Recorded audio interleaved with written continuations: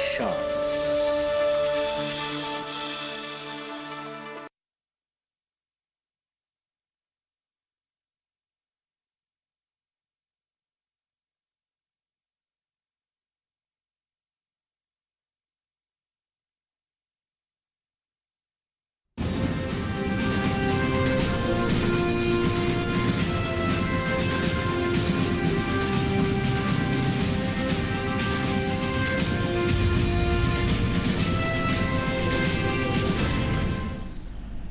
नमस्कार, किसान समाचार में आपका स्वागत है। मैं हूं रेशमा आपके साथ। आइए नजर डालते हैं इस वक्त की हेडलाइंस पर। केंद्रीय कृषि मंत्री नरेंद्र सिंह तोमर की अध्यक्षता में हुई राष्ट्रीय प्राकृतिक कृषि मिशन की संचालन समिति की बैठक।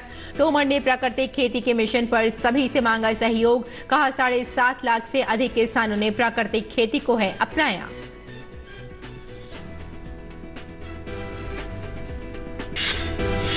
नई दिल्ली के प्रगति मैदान में इंडिया केम 2022 का आयोजन। केंद्र सरकार ने खेती किसानी व गरीब आदमी के लिए किए गए एक के बाद एक अनेक प्रयत्न। केंद्र कृषि मंत्री ने कृषि को बताया देश की अर्थव्यवस्था की ताकत। केंद्रीय मंत्री पीयूष गोयल ने अधिक से अधिक उत्पादों के लिए गुणवत्ता नियंत्रण आदेश का पालन करने का दिया सुझाव। भारतीय मानक ब्यूरो के सम्मेलन में उद्घाटन सत्र को संबोधित करते हुए समकालीन परीक्षण पारिस्थितिकी तंत्र को वैश्विक विनिर्माण शक्ति बनाने पर दिया जोर। पंजाब में किसानों द्वारा पराली जलाने का सिलसिला जारी। दिल्ली एनसीआर में जहरीली हवा बनी आफत। कई इलाकों में वायु गुणवत्ता सूचकांक 450 के पार। नोएडा में पहली से लेकर 8वीं कक्षा तक के स्कूल ऑनलाइन करने के आदेश।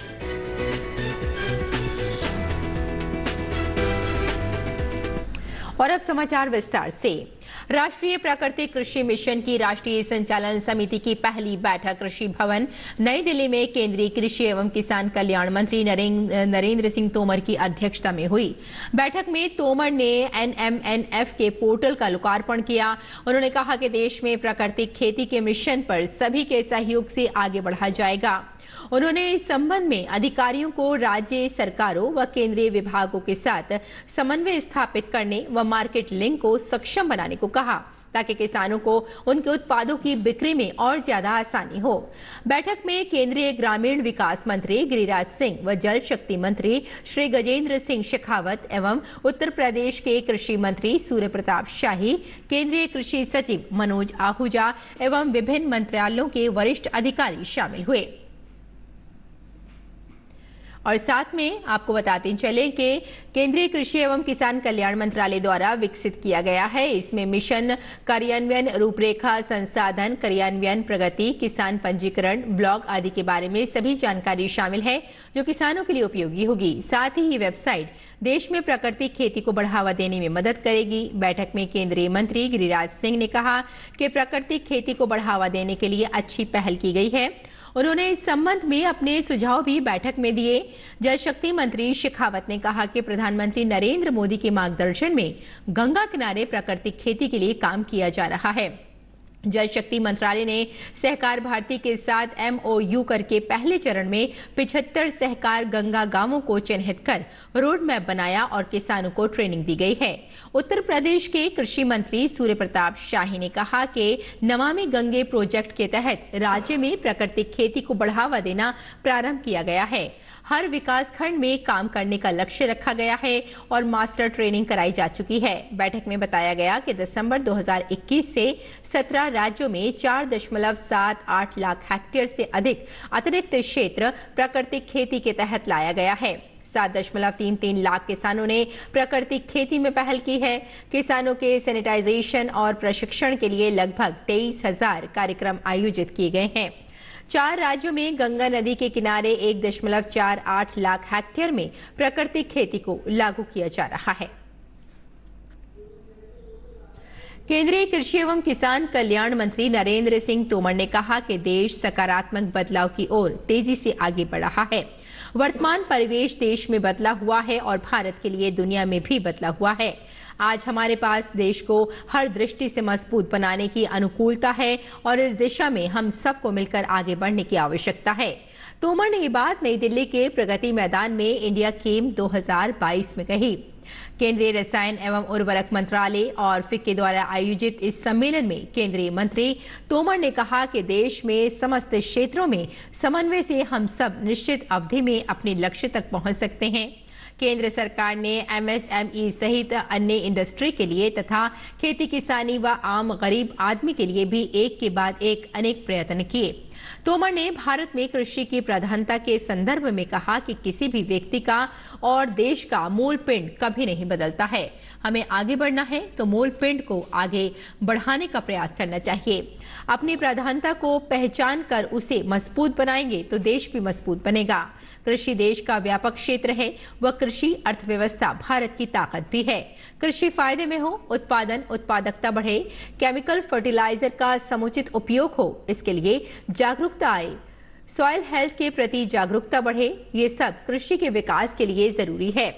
केंद्रीय मंत्री तोमर ने कहा कि पेस्टिसाइड को लेकर पंजीकरण संबंधी जो समस्याएं थी, विचार विमर्श और समीक्षा के बाद उसमें सुधार किए गए। सरकार लगातार कोशिश कर रही है कि इस प्रकार की जितनी भी बाधाएं, समस्याएं हैं, वो दूर की जाएं। केंद्रीय वाणिज्य और उद्योग मंत्री, उपभोक्ता कार्य, खाद्य एवं सार्वजनिक वितरण तथा कपड़ा मंत्री पीयूष गोयल ने कहा कि भारत को गुणवत्ता के प्रति जागरूक राष्ट्र बनने की जरूरत है और वर्ष 2047 तक एक विकसित राष्ट्र बनने की नींव तैयार करने की प्रक्रिया के अभिन्न अंग के रूप में गुणवत्ता को महत्व देने की आवश्यकता है। उन्होंने कहा कि भारत जब तक गुणवत्ता के क्षेत्र में अग्रणी नहीं बनेगा, तब तक ये विकसित अर्थव्यवस्था नहीं बन सकता। गोयल आत्मनिर्भर भारत की प्रयोगशालाओं में उभरते वैश्विक रुझानों पर भारतीय मानक ब्यूरो के सम्मेलन में उद्घाटन सत्र को संबोधित कर रहे थे। गोयल ने कहा कि वैश्विक विनिर्माण शक्ति बनने के लिए भारत को 2 कार्य प्रमुखता से करने होंगे। एक तो अपने विनिर्माण परिस्थितिकी तंत्र का विस्तार किया जाए और दूसरा इसके द्वारा प्रदान की जाने वाली वस्तुओं एवं सेवाओं के लिए उच्च गुणवत्ता मानकों को लागू किया जाए। उन्होंने कहा कि इस पूरे परिस्थितिकी तंत्र में भारतीय मानक ब्यूरो की एक बहुत ही महत्वपूर्ण भूमिका है। गोयल ने मेक इन इंडिया कार्यक्रम की सफलता में उत्प्रेरक की भूमिका अदा करने के लिए BIS की भी सराहना की। केंद्रीय मंत्री ने अपने संबोधन में कार्यक्रम के एजेंडे का उल्लेख किया। उन्होंने स्पष्ट करते हुए कहा कि भारत किस तरह से आधुनिक समकालीन परीक्षण परिस्थितिकी की तंत्र में सबसे आगे जा सकता है, जो प्रधानमंत्री नरेंद्र मोदी के मेक इन इंडिया दृष्टिकोण को आगे बढ़ाने के उद्देश्य से भारत को एक विनिर्माण शक्ति बनने के लिए आवश्यक है। गोयल ने जोर देकर कहा कि भारत परीक्षण व प्रयोगशाला प्रणालियों को दुनिया का अभिन्न अंग बनाने के लिए सही रास्ते पर है, जिससे भारत के लिए न केवल 1 अरब से अधिक लोगों की आकांक्षाओं को पूरा करने के लिए तैयार किया गया है, बल्कि एक ऐसे विश्व की जरूरतों को भी पूरा करने हेतु तैयार किया गया है जिसकी अत्यधिक मांग है। जल शक्ति मंत्रालय ने 7वें भारत जल सप्ताह के दूसरे दिन rural wash partnership the way forward पर तकनीकी सत्र आयोजित किया। जल शक्ति मंत्री गजेंद्र सिंह शेखावत की अध्यक्षता में आयोजित इस सत्र का फोकस इस बात पर था कि DDWS के 2 प्रमुख कार्यक्रमों जल जीवन मिशन और स्वच्छ भारत मिशन ग्रामीण चरण 2 के लक्ष्यों को प्राप्त करने के लिए शिक्षाविदों, वॉश विशेषज्ञों और अन्य भागीदारों के साथ साझेदारी कैसे की जा सकती है। केंद्रीय मंत्री ने स्वच्छ सर्वेक्षण ग्रामीण 2023 के लिए टूल किट और सत्र में ट्विन पिट 2 रेट्रोफिट अभियान के लिए वेब पोर्टल भी लॉन्च किया। जल शक्ति मंत्री गजेंद्र सिंह शेखावत ने SBM टीम के प्रयासों की सराहना करते हुए कहा कि SSG ने न केवल एक रैंकिंग अभ्यास है, बल्कि जन आंदोलन बनाने और SBS 2.0 कार्यक्रम तत्वों की उपलब्धि के लिए त्वरित कार्रवाई सुनिश्चित करने का एक माध्यम भी है। केंद्रीय मंत्री ने इस तथ्य पर भी प्रकाश डाला कि SSG 2023 के तहत ODF+ पर पंचायतों द्वारा अपने सभी गांवों की प्रगति का स्वयं मूल्यांकन न केवल समुदाय पंचायतों की भागीदारी को बढ़ाएगा, बल्कि साथ ही ODF+ वर्टिकल पर पंचायतों की क्षमता निर्माण के लिए एक उपकरण के रूप में भी कार्य करेगा। भारत जल सप्ताह जल शक्ति मंत्रालय की एक वार्षिक गतिविधि है और इस वर्ष 7वें जल सप्ताह का उद्घाटन 1 नवंबर को भारत की राष्ट्रपति द्रौपदी मुर्मू द्वारा ग्रेटर नोएडा, उत्तर प्रदेश में केंद्रीय जल शक्ति मंत्री गजेंद्र सिंह शेखावत की उपस्थिति में किया गया था। और गंगा उत्सव 2022 कार्यक्रम में शामिल हुए केंद्रीय मंत्री श्री किशन रेड्डी ने कहा कि गंगा हमारे लिए श्रद्धा का विषय है। गंगा की शुद्धिकरण हम सभी को मिलकर करनी चाहिए। उन्होंने कहा कि नदियां हमारे लिए सिर्फ पानी नहीं बल्कि हमारी सभ्यता और संस्कृति हैं। हम सभी को मिलकर नदियों को संरक्षित करने की जरूरत है। इस गंगा का शुद्धिकरण करना चाहिए। गंगा एकमात्र नदी नहीं है, एकमात्र पानी देने वाले एक केंद्र नहीं है। एक हमारे लिए श्रद्धा है, हमारे लिए माता है। हम उनको नमन करते हैं, उनको पूजा करते हैं। इसलिए इस गंगा को नमामि करते हुए शुद्धिकरण करना चाहिए। हजारों वर्षों से नदी हमारा पालन पोषण कर रही है, लेकिन अब समय है कि अभी नदियों को संरक्षण करना। जब तक नदियों को संरक्षण नहीं होगा, हम जिंदगी आने वाले पीढ़ी गुजार नहीं सकती। इसीलिए हर व्यक्ति का, जो हर मजहब का हो, हर रिलीजियस का हो, हर कास्ट का हो, हर भाषा का हो, हर व्यक्ति का हो, नदियों का संरक्षण एक सबसे बहुत बड़ा जिम्मेदारी हमारा है।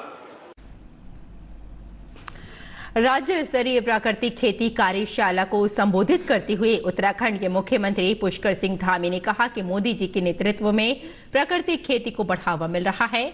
इस बार के बजट में कृषि को हाईलाइट बनाने के साथ साथ प्राकृतिक कृषि पर अभूतपूर्व रूप से फोकस किया गया है। कृषि को केंद्र बिंदु बनाया गया है। हमारे देश के अन्नदाता किसान भाई आत्मनिर्भर बन रहे हैं।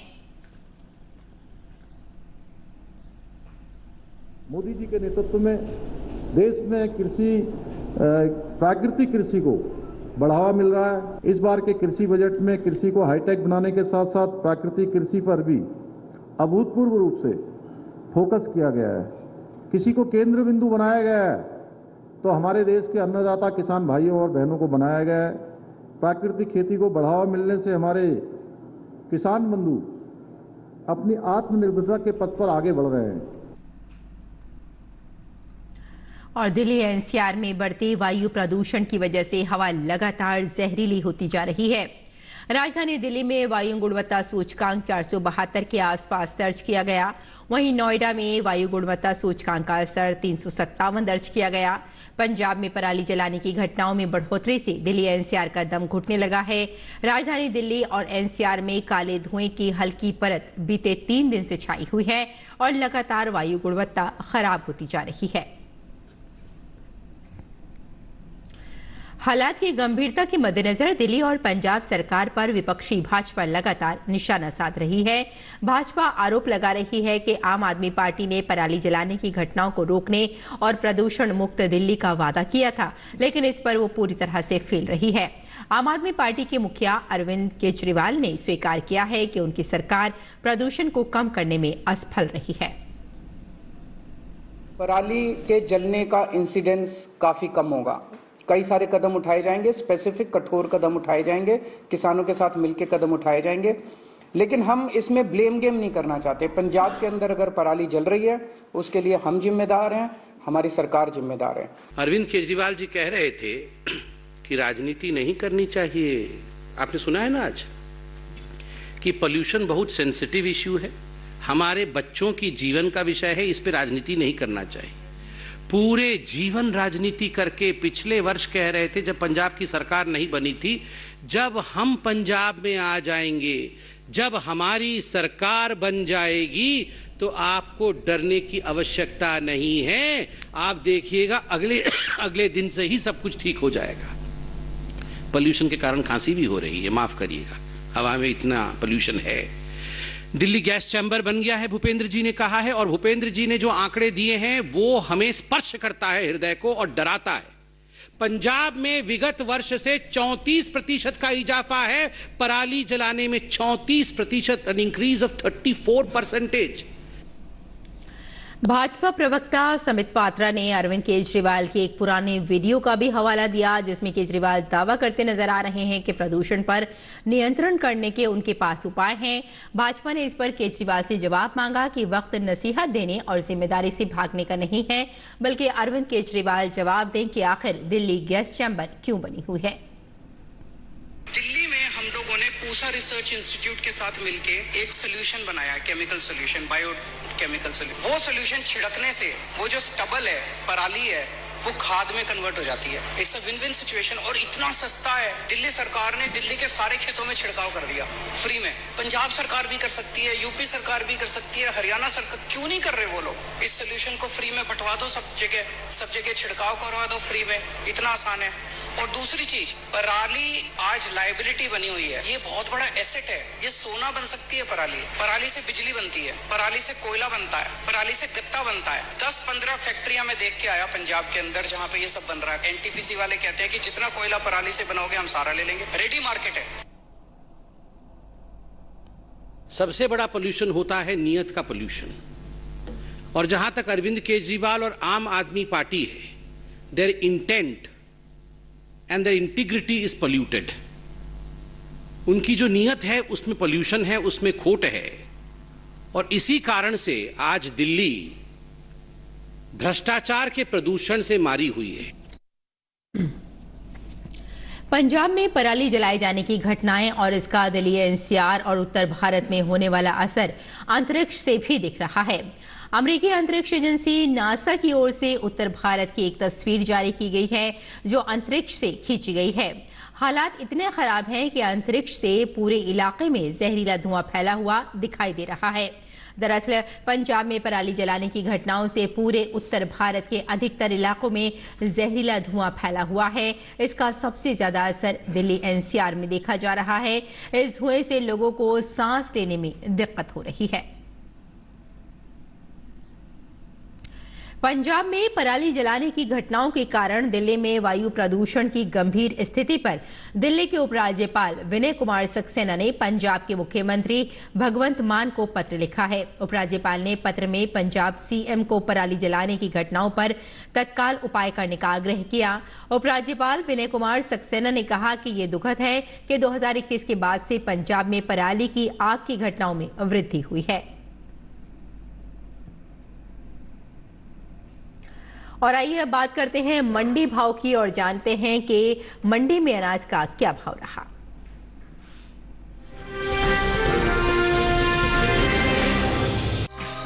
चालू रबी सीजन के दौरान मक्का की बुआई आगे चल रही है। कृषि मंत्रालय की ओर से जारी ताजा आंकड़ों के अनुसार रबी मक्का का रकबा बीते साल के मुकाबले 34,000 हेक्टेयर आगे है। साल 2022-23 के दौरान 28 अक्टूबर तक रबी मक्का की बुआई 96,000 हेक्टेयर में हो चुकी है, जबकि बीते साल इस दौरान रबी मक्का की खेती 62,000 हेक्टेयर में हुई थी। वही बात मक्का की आवक की करें तो कृषि उपज मंडियों में इन दिनों मक्का की आवक सामान्य बनी हुई है। गुरुवार को उत्तर प्रदेश की ज्यादातर मंडियों में मक्का की आवक अधिक देखने को मिली। 3 नवंबर को कृषि उपज मंडियों में मक्का के सौदों में उठापटक के साथ कारोबार हुआ। बात इसके हाजिर भाव की करें तो एगमार्क नेट के अनुसार गुजरात की जंबूसर मंडी में 2 नवंबर को मक्का का भाव रहा 2,000 रुपए। 3 नवंबर को इसके भाव में 100 रुपए की गिरावट आई और भाव हो गया 1,900 रुपए। कर्नाटक की कुस्तगी मंडी में मक्का के सौदों में नरमी के साथ कारोबार हुआ।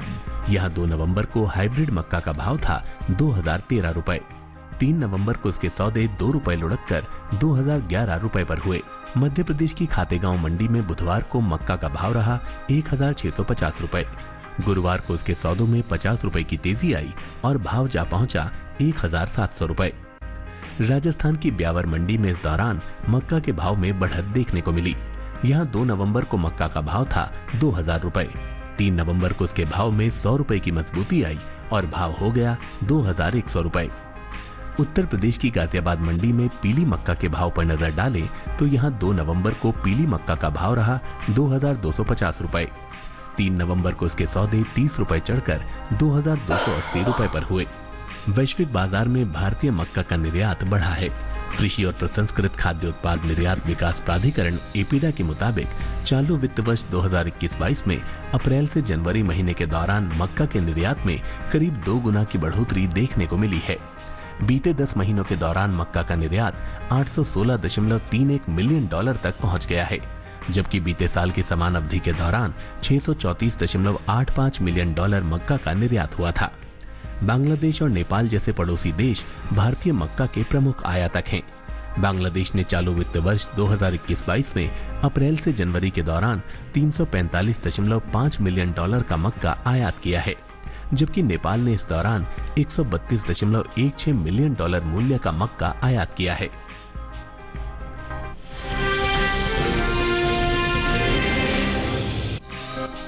कृषि उपज मंडियों में इन दिनों मूंग की आवक सामान्य है।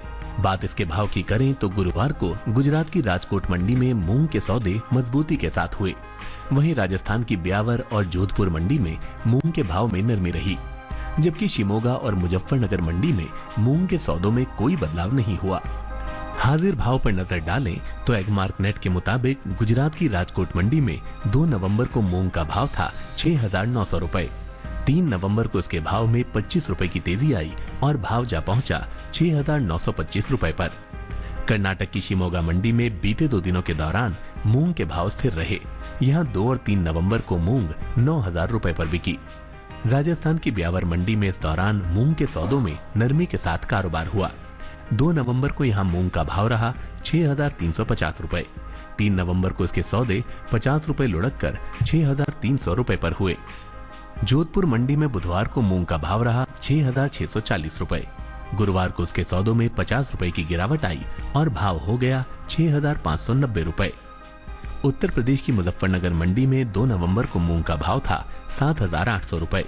3 नवंबर को उसके भाव में कोई बदलाव नहीं हुआ और भाव 7,800 रुपए पर बना रहा। मूंग की बुआई की बात की जाए तो चालू रबी सीजन में मूंग की बुआई बीते साल से आगे चल रही है। कृषि मंत्रालय की ओर से जारी ताजा आंकड़ों के अनुसार 28 अक्टूबर तक रबी मूंग की बुआई का क्षेत्रफल 1,000 हेक्टेयर बढ़ा है। साल 2022-23 के लिए रबी मूंग की बुआई अब तक 4,000 हेक्टेयर में हो चुकी है, जबकि बीते साल इस दौरान रबी मूंग की खेती 3,000 हेक्टेयर में हुई थी।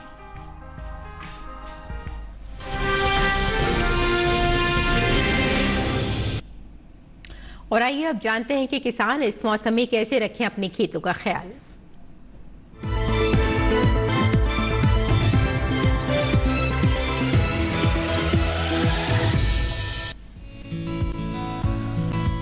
तमिलनाडु में इस समय धान की फसल में तना बेधक का संक्रमण हो सकता है। ऐसे में इसकी रोकथाम के लिए जरूरी कीटनाशकों का छिड़काव करें। साथ ही धान की फसल में ब्लास्ट का संक्रमण हो सकता है। इसे रोकने के लिए उचित दवाओं का स्प्रे करें। यहाँ कपास की फसल में इस समय जड़ सड़न और फफूंद रोग का संक्रमण दिखने पर विशेषज्ञों की सलाह से जरूरी दवाएं छिड़कें। यहाँ इस समय केले के पेड़ों और हल्दी की फसल में पत्ती धब्बा का संक्रमण देखा जा सकता है। बचाव के लिए विशेषज्ञ की सलाह से जरूरी उपाय करें। साथ ही हल्दी के खेतों में उचित जल निकासी की व्यवस्था करें। कर्नाटक में किसान टमाटर और बैंगन को फल छेदक से बचाने के लिए जरूरी दवाएं छिड़कें। यहाँ इस समय चना, ज्वार और कुसुम की बुआई की जा सकती है। साथ ही यहाँ के किसान खेतों के आसपास खड़ी खरपतवार हटा दें। कर्नाटक में ही मूंगफली की खुदाई के बाद इसे धूप में सुखाएं। सुखाने से भंडारित मूंगफली को कीटों, बैक्टीरिया और कवक के हमले से बचाया जा सकता है। यहाँ इस समय चने की बुआई का सही समय है। यहाँ के किसान चने की अग्निगेरी 1, GBS 964, BG 1105 और JG 11 जैसी किस्मों की बुआई कर सकते हैं। कर्नाटक में इस समय प्याज में बैंगनी धब्बा रोग हो सकता है। इसके नियंत्रण के लिए कॉपर ऑक्सीक्लोराइड की 2 मिलीलीटर मात्रा को प्रति लीटर पानी में मिलाकर छिड़काव करें। यहाँ मक्का और रागी की पकी फसलों की कटाई की जा सकती है। कर्नाटक में इस समय चना, कुसुम और गेहूं की बुआई की जा सकती है।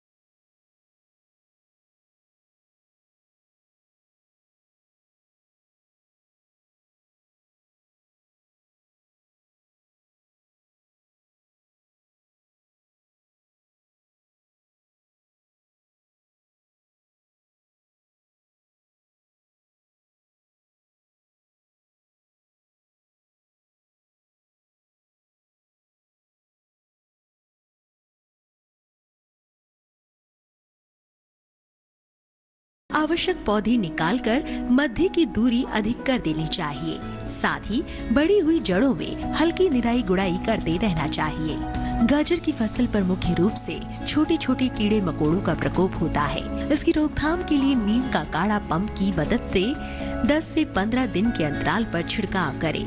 गाजर की फसलों में आर्द्र गलन रोग के कारण बीज के अंकुरित होते ही पौधे संक्रमित हो जाते हैं, जिससे तने का निचला भाग जो भूमि की सतह से लगा रहता है सड़ जाता है। फलस्वरूप पौधे वहीं से टूटकर गिर आते हैं। इस रोग की रोकथाम के लिए विशेषज्ञों की सलाह पर बीजोपचार कर ले। गाजर की जड़ों की खुदाई तभी करें जब वे पूरी तरह विकसित हो जाए। खेत में खुदाई के समय पर्याप्त नमी रखें। साथ ही फसलों को सुखाकर उचित स्थान पर भंडारित करें।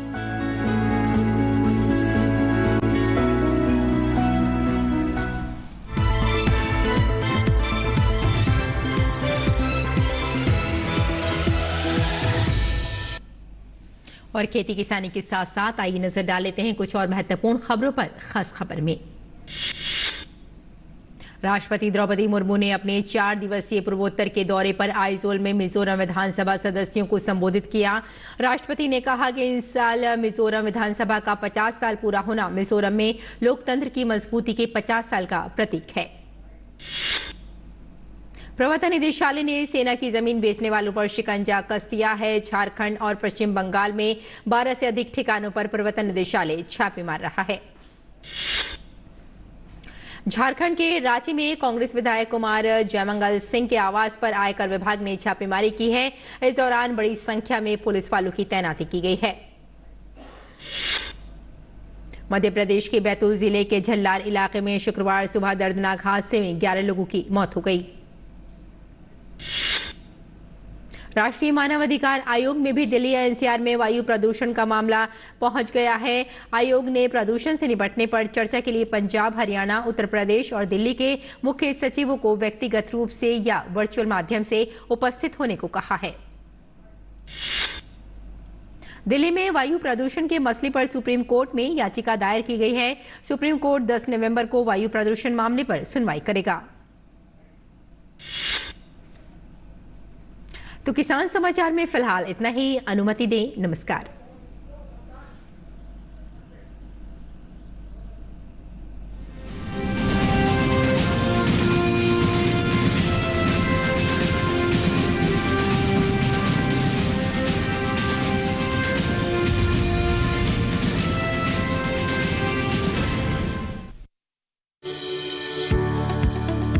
कुक्कुट पालन है मुनाफे का व्यवसाय, बढ़ा रहा है किसानों की आय।